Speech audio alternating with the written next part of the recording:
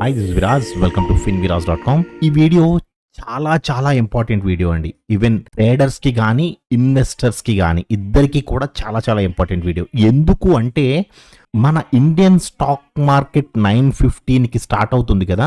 So ఈ 9:15 కి start అయ్యే ముందు గ్లోబల్ సినారియోస్ తో పాటు మనం కొన్ని ముఖ్యమైన పాయింట్స్ ని అండర్లైన్ చేసి పెట్టుకోవాలి, అంటే చూసి ఉంచుకోవాలి. అసలు ఏం జరిగింది, నైట్ ఏం జరిగింది, అసలు ఇప్పుడు మన మార్కెట్లు ఎలా రియాక్ట్ అవ్వడానికి అవకాశం ఉంది, ఈచ్ అండ్ ఎవ్రీథింగ్ మనకి గ్లోబల్ మార్కెట్స్ చెబుతాయండి. సో మన మార్కెట్ ఓపెన్ అయ్యే ముందు మనం ఏవేవి చూడాలి, ఏం చూడాలి, అది మీరు ఎక్కడికెక్కడికో రకరకాల వెబ్సైట్స్లోకి వెళ్ళిపోయి చూడవసరం లేదండి. అన్ని ట్రేడింగ్ వ్యూలోనే దొరుకుతాయి మీకు. అన్ని జస్ట్ ఫింగర్ టిప్ లో ఉంటాయి. మీరు జస్ట్ ఇలా స్క్రోల్ చేసుకుంటూ చూసుకుంటూ వెళ్ళిపోవడమే. ఓకే, సో అలా మీరు అంత ఈజీగా ఎనాలిసిస్ చేసుకునే విధంగా ఈ వీడియోలో ఎక్స్ప్లెయిన్ చేస్తాను. వీడియో పూర్తిగా చూడండి. ఓకే, సో ఫస్ట్ అన్నిటికంటే ముందు మనం చూడవలసింది గిఫ్ట్ నిఫ్టీ అండి. సో గిఫ్ట్ నిఫ్టీ చూస్తాం సార్, కానీ కన్ఫ్యూజింగ్ గా ఉంటుంది. అది ఎలా చూడాలో తెలియట్లేదండి. ఒక 100 పాయింట్స్ గ్యాప్ అప్ అంటున్నారు, లేదా 50 పాయింట్స్ గ్యాప్ డౌన్ అంటున్నారు. అసలు ఇది ఎలా చూడాలో తెలియట్లేదండి. ఈవెన్ మేము మనీ కంట్రోల్లో చూసినా సరే అది కూడా సరిగ్గా అర్థం కావట్లేదండి అంటారు కదా. సింపుల్ టెక్నిక్ చెప్తాను చూడండి. ఫస్ట్ గిఫ్ట్ నిఫ్టీ ఇలా టైప్ చేసుకోండి, gift Nifty 50 index futures. Okay, so దీన్ని యాడ్ చేసుకుని ఉంచుకోండి. మీకు ఏవైతే మీరు stocks, Nifty, bank Nifty, mid cap ఇవన్నీ ఉంటాయో వీటికి కింద మీరు ఇలా డివైడ్ చేసేసుకోండి. Asian markets, European markets and US markets. నాకు చూసారా అన్నీ ఒకే ప్లేలిస్ట్ లో ఉంటాయండి. నేను అందుకే వెంటనే టక్ టక్ టక్ టక్ అని చూస్తూ ఉంటాను. మీకు చూపించేవి కూడా మీకు ఇప్పుడు ఈ లిస్ట్లోంచి చూపిస్తాను చూడండి.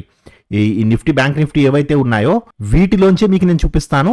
ఈ లిస్ట్ మీకు నేను డిస్క్రిప్షన్ లో కూడా ఇస్తాను. ఓకే, సో డిస్క్రిప్షన్ లో మీకు లింక్ ఇస్తాను కదా, లింక్ మీద క్లిక్ చేస్తే మీకు ఈ లిస్ట్ డైరెక్ట్ గా ఓపెన్ అయిపోతుంది. దీన్ని మీరు మీ వాచ్ లిస్ట్ లో యాడ్ చేసుకోవచ్చు. ఇందులో ఈ వాచ్ లిస్ట్ లో యాడ్ చేసుకోవచ్చు మీరు. ఓకే, ఈ లిస్ట్ కూడా మీకు ఇస్తాను, నేను కంగారు పడవద్దు. సో ఫస్ట్ మీరు చేయవలసింది గిఫ్ట్ నిఫ్టీ మీద క్లిక్ చేయండి. గిఫ్ట్ నిఫ్టీ మీద క్లిక్ చేస్తే యాక్చువల్గా మన మార్కెట్ ఎంతవరకు ఉంటుందండి? 330 కదా. సో ఇది 330 క్యాండిల్. ఎప్పుడుది?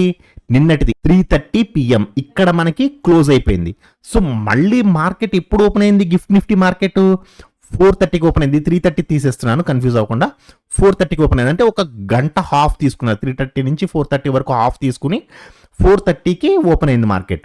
మళ్ళీ ఎక్కడ క్లోజ్ అయింది చూడండి. అంటే మన మార్కెట్ 3:30కి క్లోజ్ అయింది కదా. సో ఈ క్లోజింగ్ క్యాండిల్ నుంచి ఇప్పుడు మార్కెట్ ఎక్కడ క్లోజ్ అయింది అంతవరకు ఒక లైన్ డ్రా చేసుకోండి. ఎన్ని పాయింట్స్ అండి? 95 పాయింట్స్ ప్రాఫిట్ లో ఉంది. బట్ మీకు ఇది ఏం జరుగుతుందంటే రేపు మార్నింగ్, అంటే మండే మార్నింగ్ మన మార్కెట్ కంటే ముందే గిఫ్ట్ నిఫ్టీ ఓపెన్ అవుతుంది. సో ఇది గ్యాప్ అప్ కానీ గ్యాప్ డౌన్ కానీ జరిగి ఇక్కడ కూడా కొంత మూమెంటం జరుగుతుంది. సో ఈ మూమెంటం జరిగినప్పుడు ఇది ఎక్కడ క్లోజ్ అయింది, ఏదైతే మూమెంటం జరిగిందో ఆ మూమెంటం జరిగి ఎక్కడ మనకి 9:15కి ఉంది అనే దాన్ని బట్టి మనం మీరు డ్రా చేసిన లైన్ ఏదైతే ఉందో అది ఇక్కడికి జరుపుకుంటారు. అంటే ఒక 40 పాయింట్స్. మీకు నేను ఎగ్జాంపుల్ చూపిస్తున్నాను. మేబీ ఇది ఇంకా పైకి వెళ్ళి ఉండొచ్చు గిఫ్ట్ నిఫ్టీ, లేదా కిందకు వచ్చి ఉండొచ్చు, లేదా ఇక్కడిక్కడే తిరుగుతూ 90 పాయింట్స్ లోనే ఉండొచ్చు. సో మన మార్కెట్ 3:30కి క్లోజ్ అయిన దగ్గర నుంచి ఇప్పుడు ప్రజెంట్ గిఫ్ట్ నిఫ్టీ ఎంత ఉంది అనే దాన్ని బట్టి ఎన్ని పాయింట్స్ గ్యాప్ అప్ లేదా గ్యాప్ డౌన్ లేదా ఫ్లాట్ ఓపెన్ అవ్వడానికి అవకాశం ఉంది అనేది మీరు క్లియర్ గా తెలుసుకోవచ్చు, ఎవరిని అడగవసరం లేకుండా.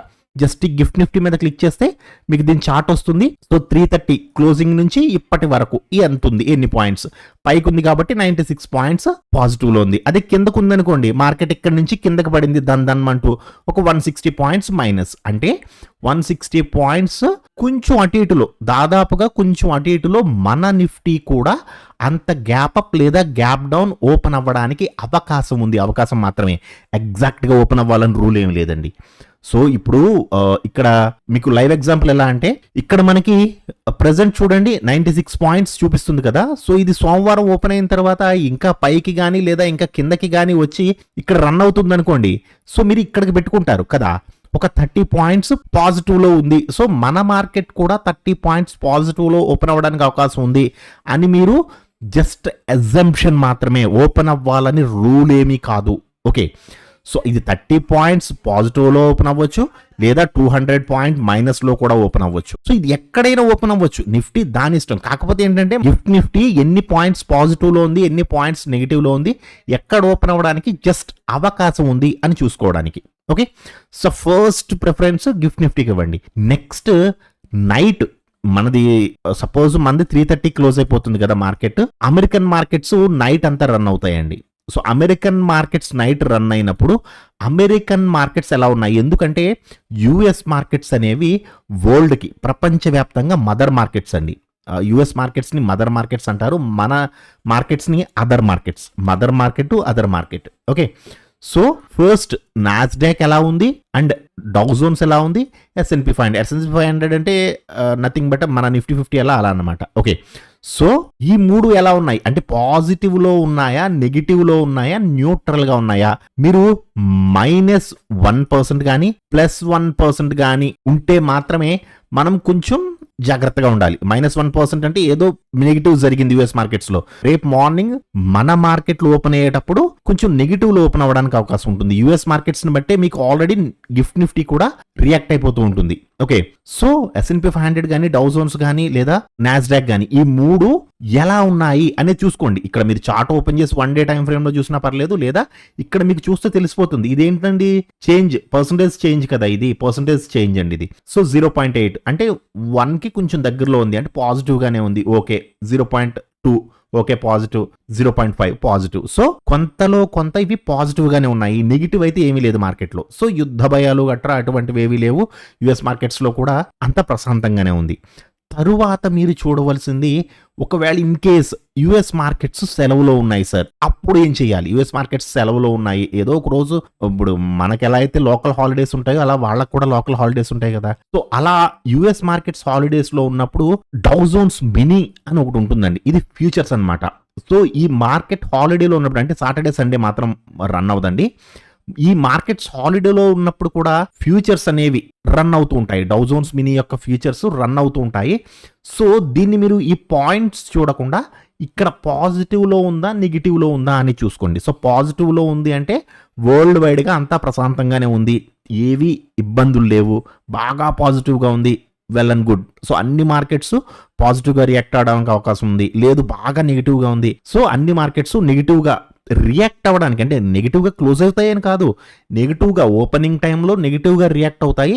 అక్కడి నుంచి వాళ్ళ దేశం యొక్క పరిస్థితులను బట్టి నెగిటివ్గా రియాక్ట్ అయినా మళ్ళీ పాజిటివ్గా వెళ్ళిపోవాలా, న్యూట్రల్గా ఉండాలా, ఇంకా అక్కడి నుంచి ఇంకా కిందకి వెళ్ళిపోవాలా అనేది అక్కడి లోకల్ పరిస్థితులను బట్టి. ఇప్పుడు ఇండియా ఉందనుకోండి, మన దేశ పరిస్థితులను బట్టి, మన కంపెనీస్ రిజల్ట్స్ని బట్టి, లేదా మనకి వచ్చిన ఆ యుఎస్ లో వచ్చిన బ్యాడ్ న్యూస్ అనేది నిజంగా మన కంపెనీస్కి అంత ఎఫెక్టివ్గా పనిచేస్తుందా, అసలు నిజంగా గుడ్ న్యూసా బ్యాడ్ న్యూసా అనేది మన దేశ పరిస్థితులను బట్టి మన దేశ మార్కెట్ రియాక్ట్ అవుతాయి. అలాగే చైనా మార్కెట్స్, అలాగే జపాన్ మార్కెట్స్.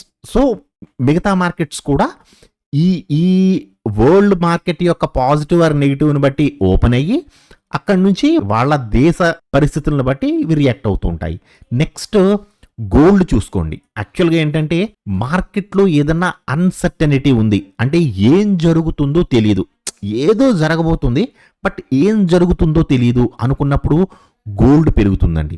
గోల్డ్ పెరుగుతుంది అంటే మీకు సార్ పెరుగుతుందని ఎలా తెలుస్తుందండి మనకి అంటే, ఆ గోల్డ్ లోకి వెళ్ళి 1 డే టైం ఫ్రేమ్ పెట్టుకోండి, ఇక్కడ హెకినషి పెట్టుకోండి, 1 డే టైం ఫ్రేమ్ పెట్టుకొని. సో ఇది కంటిన్యూస్ గా పైకి వెళ్తుంది. మన టెక్నికల్స్ ప్రకారం అయితే మీకు ఇక్కడ తెలుస్తుంది, ఇక్కడ నుంచి ఫాలో అయ్యిందని మీకు యాజ్ పర్ ద ప్రిఫరెన్స్ 1 2 3 3 తెలుస్తుంది ఇక్కడ నుంచి ఫాలో అయ్యిందని. సో ఇలా కంటిన్యూస్ గా పెరుగుతుందంటే మార్కెట్ లో ఏదో అన్సర్టనిటీ ఉంది, ఏదో జరగబోతుంది అని అర్థం అన్నమాట. గోల్డ్ పెరుగుతుందంటే యాక్చువల్గా ఇది ట్రంప్ గారు హవా అండి. ట్రంప్ వస్తాడు కదా, చింపేస్తాడు మార్కెట్ని అన్నట్టుగా గోల్డ్లోకి వెళ్ళిపోయింది మొత్తం అమౌంట్ అంతా. సో ట్రంప్ మామ నెగ్గాడు, ట్రంప్ మామ నెగ్గిన దగ్గర నుంచి మార్కెట్ కిందకి పడ్డది, మళ్ళీ కొద్దిగా పైకి వెళ్తుంది. ఇక్కడ అన్సర్టనిటీలో ఉంది. యాక్చువల్గా ఇక్కడ కన్సాలిడేషన్ అనుకోవచ్చు. యాక్చువల్గా ఈ హై టు ఈ లో తీసుకుంటే ఇక్కడ కన్సాలిడేషన్ అనుకోండి గోల్డ్, అంటే ఈ మధ్యలో తిరగడానికి అవకాశం ఉంటుంది. లేదు క్రాస్ అయ్యి మళ్ళీ పైకి వెళ్ళిందంటే ఏదో జరుగుతుంది అని అర్థం. ఓకే, సో గోల్డ్ను బట్టి ఈక్విటీ మార్కెట్స్ రన్ అవుతాయా? నో. గోల్డ్ పెరిగిపోతున్నంత మాత్రాన ఈక్విటీ మార్కెట్స్ పడిపోతాయని, లేదా గోల్డ్ పడిపోతున్నంత మాత్రాన ఈక్విటీ మార్కెట్స్ పెరిగిపోతాయని మాత్రం అనుకోవద్దు. ఈక్విటీ మార్కెట్స్ కి గోల్డ్ కి సంబంధం లేదు. గోల్డ్ పెరుగుతుంది అంటే ఏదో అన్సర్టినిటీ ఉంది అని అర్థం. ఓకే, ఇంకొకటి మీరు చూడవలసింది యుఎస్ డాలర్ ఇండెక్స్ అండి. సో డాలర్ ఇండెక్స్ ప్రపంచవ్యాప్తంగా డాలర్ ఇండెక్స్ స్ట్రెంగ్తెన్ అవుతుందా, వీక్ అవుతుందా, ఇది కూడా చూసుకోవాలి.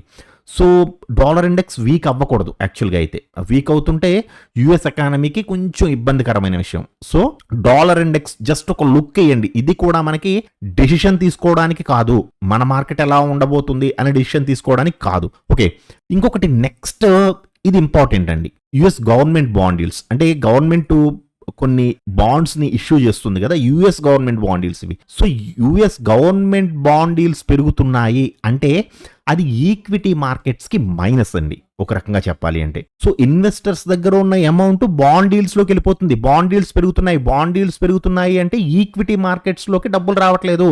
ఈక్విటీ సపోజ్ మీ దగ్గర 10 రూపాయలు ఉన్నాయి, మీరు 10 రూపాయలు మార్కెట్లో పెడదాం అనుకున్నారు, బట్ బాండ్ డీల్స్ పెరుగుతున్నాయి. సో ఈక్విటీ మార్కెట్స్ కంటే బాండ్ డీల్స్ బాగా పెరుగుతున్నాయి. సో ఇక్కడే మనకి ఎక్కువ ఇంట్రెస్ట్ వచ్చేలా ఉంది అనుకున్నప్పుడు ఈక్విటీ మార్కెట్లో పెట్టవలసిన అవసరం ఉంది. గవర్నమెంట్ బాండ్ డీల్స్ అనేటప్పటికి హై సెక్యూరిటీ కదా, హై సెక్యూరిటీ ఫిక్స్డ్ ఇన్కమ్ వస్తుంది.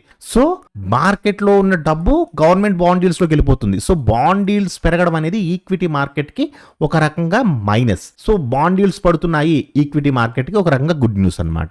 ఇది కూడా దృష్టిలో ఉంచుకోండి. ఓకే, అండ్ యుఎస్డిఐఎన్ఆర్ అంటే డాలర్తో రూపాయి మారకం విలువ. మీకు నేను చెప్పేవన్నీ కూడా నార్మల్ టెర్మినాలజీ ఉపయోగించి చెప్తున్నానండి. నేను టెక్నికల్స్ బాగా డీప్గా వెళ్ళిపోయి చెప్పట్లేదు. నార్మల్గా మనం మాట్లాడుకునేటప్పుడు ఎలా మాట్లాడతాం అలా చెప్తున్నాను. దేనికి ఏది ఉపయోగించాలి అని అర్థమవుతుంది కదా మీకు క్లియర్గా. సో యుఎస్డిఐఎన్ఆర్ అంటే డాలర్తో రూపాయి మారకం విలువ. ఒక్క డాలర్కి మనం ఎన్ని రూపాయలు ఇస్తున్నాము? ఇప్పుడు ప్రెసెంట్ ఎంత ఉందండి? 84 రూపాయల 53 పైసలు. సో ఇది పెరిగితే, యాక్చువల్గా ఇది పెరుగుతుంటే, డాలర్తో రూపాయి మారకం పెరుగుతుంటే మన రూపీ వీక్ అవుతున్నట్టు లెక్క కదా, మన రూపీ వీక్ అయిపోతుంది అని లెక్కండి, అంతే కదా. అంటే వాళ్ళు $1 ఇస్తే, $1 ఇన్ ద సెన్స్ $1, వాళ్ళు $1 ఇస్తే మనం 84 రూపాయలు ఇస్తున్నాము, అంటే చాలా ఎక్కువ కదా. అదే విధంగా ఇది ఎప్పుడైతే తగ్గుతుందో, వాళ్ళు $1 ఇస్తే మనం 83 ఇస్తాము, 82 ఇస్తాము అన్నాం అనుకోండి, సో మన రూపీ స్ట్రెంగ్తెన్ అవుతున్నట్టు. సో ఇక్కడ ఏంటంటే యుఎస్డిఐఎన్ఆర్ పెరుగుతుంది అంటే ఐటీ కంపెనీస్ కి మైనస్ అండి ఒక రకంగా. సో మన ఇండియన్ రూపీ స్ట్రెంగ్తెన్ అవుతుందా, వీక్ అవుతుందా అనేది కూడా చూడండి. యాక్చువల్గా ఇది యుఎస్డిఐఎన్ఆర్ పెరగడం అనేది ఇండియన్ స్టాక్ మార్కెట్ కి మంచిది కాదు ఒక రకంగా. ఓకే, నెక్స్ట్ చెప్పబోయేది చాలా చాలా ఇంపార్టెంట్ అండి. అసలు వరల్డ్, ప్రపంచంలో ఏం జరుగుతుంది, ఈ రోజు మన మార్కెట్ ఎలా ఉండబోతుంది అని తెలుసుకోవడానికి మనకి క్రూడ్ ఆయిల్ మెయిన్ అండి. సో ఈ క్రూడ్ ఆయిల్లో 3 టైప్స్ ఆఫ్ క్రూడ్ ఆయిల్స్ ఉంటాయి. మీకు నేను మాస్టర్ కమోడిటీస్లో క్లియర్గా చెప్పాను. WTI crude, Brent crude, and ఇది మన క్రూడ్ ఆయిల్. ఓకే, సో ఈ 3 ఎలా ఉన్నాయి? ఈ క్రూడ్ ఆయిల్ విపరీతంగా పెరుగుతుందనుకోండి, అంటే ఇంతంత క్యాండిల్స్ వేసుకుంటూ పెద్దగా పెరుగుతుందనుకోండి, ఈక్విటీ మార్కెట్స్ పడిపోతాయి. మీకు ఎప్పుడైతే క్రూడ్ ఆయిల్ పెరుగుతుందో ఈక్విటీ మార్కెట్స్ పడిపోతాయి. క్రూడ్ ఆయిల్ కిందకు వస్తుంది అంటే ఈక్విటీ మార్కెట్స్ పుంజుకుంటాయి. సో అంటే వరల్డ్ వైడ్గా యుద్ధ భయాలు కానీ, ఈ కరోనా వైరస్ కానీ, ఇటువంటి అన్సర్టనిటీస్ వచ్చినప్పుడు, కరోనా వైరస్ అయితే యాక్చువల్గా కిందకు వచ్చిందండి, ఎందుకంటే వాడకం లేదు కదా, ఆయిల్ వాడకం లేదు, అందుకని చెప్పి చాలా కిందకు వచ్చింది. క్రూడ్ ఆయిల్ ప్రైస్ అనేది చాలా దారుణంగా పడిపోయింది. సో నేను చెప్పదలుచుకున్నది ఏంటంటే క్రూడ్ ఆయిల్ వీక్ అవుతుంది, ఈక్విటీ మార్కెట్స్ కి positive. Okay, crude oil strengthen అవుతుంది, క్రూడ్ ఆయిల్ పెరుగుతుంది, ఈక్విటీ మార్కెట్స్ కి నెగిటివ్. ఇదోటి గుర్తుంచుకోండి. ఓకే, సో మీకు నేను ఏమేం చెప్పానండి, ఫస్ట్ చూడవలసింది గిఫ్ట్ నిఫ్టీ చూడండి. సో గిఫ్ట్ నిఫ్టీ ఎన్ని పాయింట్స్ గ్యాప్ అప్ లేదా గ్యాప్ డౌన్ ఓపెన్ అవ్వడానికి అవకాశం ఉంది, పాజిటివ్ గా ఉందా, ఏదైనా డ్రాస్టిక్ ఫాల్ ఏదైనా జరిగిందా అనేది చూడండి. నెక్స్ట్ యుఎస్ మార్కెట్స్ ఎలా ఉన్నాయి, నాస్డాక్ ఎలా ఉంది, డౌ జోన్స్ ఎలా ఉంది, అండ్ S&P 500 ఎలా ఉంది. తరువాత మీరు ఇవి ఆన్ లో ఉంటే, యాక్చువల్గా యుఎస్ మార్కెట్ రన్ అయితే డౌ జోన్స్ మినీ అనేది చూడవసరం లేదు, అసలు మినీ చూడవసరం లేదు మీరు, ఇవి రన్ అయితే. ఓకే, తర్వాత గోల్డ్ ఎలా ఉంది, గోల్డ్ పాజిటివ్ గా ఉందా, అంటే పెరుగుతుందా. యాజ్ పర్ ద టెక్నికల్స్ కూడా చూసుకోవచ్చండి మీరు. ఇక్కడ మీరు గోల్డ్ లో మనకి ప్రిఫరెన్స్ 1 పెట్టుకుని ఇది పైకి వెళ్ళడానికి అవకాశం ఉందా లేదా, ప్రిఫరెన్స్ 1 ప్రకారం ఏ లెవెల్లో ఉంది, 60 40 50 వాట్ ఈజ్ వాట్ అనేది మీరు దీన్ని కూడా అనాలిసిస్ చేసుకోవచ్చు. సో గోల్డ్ ఎలా చూపిస్తుంది, గోల్డ్ ఎలా ఉంది, అండ్ డాలర్ ఇండెక్స్ USDINR పెద్దగా యూజ్ ఉండదండి, వీటిని మీరు ఇగ్నోర్ చేయొచ్చు. అండ్ బాండ్ డీల్స్ మాత్రం చూడండి, బాండ్ డీల్స్ పెరుగుతున్నాయా తగ్గుతున్నాయా. ఏ బాండ్ డీల్స్ అండి, మనవి కాదు, ఇండియన్ బాండ్ డీల్స్ కాదు, US government bond deals. Okay 10-year bond yields అనమాట. సో ఇది బాగా పెరుగుతుంది, కంటిన్యూస్గా పెరుగుతున్నాయంటే ఈక్విటీ మార్కెట్స్కి నెగిటివ్. తర్వాత క్రూడ్ ఆయిల్ ఎలా ఉంది, WTI కానీ బ్రెంట్ కానీ క్రూడ్ ఆయిల్ కానీ, ఎందుకంటే మన క్రూడ్ ఆయిల్ క్లోజ్ అయిన తర్వాత కూడా WTI క్రూడ్ అనేది కంటిన్యూ అవుతుంది. సో ఈ క్రూడ్ ఆయిల్ ఎలా ఉంది, దీంట్లో డ్రాస్టిక్ చేంజెస్ ఏమన్నా ఉన్నాయా అంటే ఒక నైట్కి నైటే 3% పడిపోవడం, లేదా నైట్కి నైటే 4% పెరిగిపోవడం పాజిటివ్లో. సో ఇటువంటి డ్రాస్టిక్ మూవ్స్ ఏవైనా జరిగితే మాత్రం మన మార్కెట్కి చాలా చాలా నెగిటివ్. పెద్దగా పెరిగిందనుకోండి ఏదో ఉంది, క్రూడ్ ఆయిల్లో ఇంత మార్పు వచ్చింది ఒకే రోజు అంటే ఏదో జరుగుతుంది వరల్డ్ వైడ్గా. సో మనం కాషియస్ అయిపోవాలి. కాషియస్ అవడం ఇన్ ద సెన్స్ అది ఇంకా నెగిటివ్ అనమాట మార్కెట్కి. క్రూడ్ ఆయిల్ పెరుగుతుంది అంటే ఈక్విటీ మార్కెట్కి నెగిటివ్ అని. ఓకే, సో మన మార్కెట్ ఓపెన్ అయ్యే ముందు ఏమేమి చూసుకోవాలో మీకు అర్థమైంది కదండి క్లియర్గా. అండ్ మీకు ఈ లిస్ట్ అనేది మీకు నేను డిస్క్రిప్షన్లో ఇస్తాను. దీని మీద క్లిక్ చేస్తే మీకు ఈ లిస్ట్ మొత్తం ఓపెన్ అవుతుంది. ఇది మీ వాచ్ లిస్ట్లో యాడ్ చేసుకోండి. ఓకేనండి, ఈ వీడియో మీకు ఎలా అనిపించింది, ఈ వీడియో మీకు ఏమైనా యూజ్ఫుల్ అనిపించిందా, ఈ వీడియోలో మీరు ఏమైనా కొత్త విషయాలు నేర్చుకున్నారా, కామెంట్ సెక్షన్లో చెప్పండి. ఓకేనండి, థ్యాంక్ యూ సో మచ్.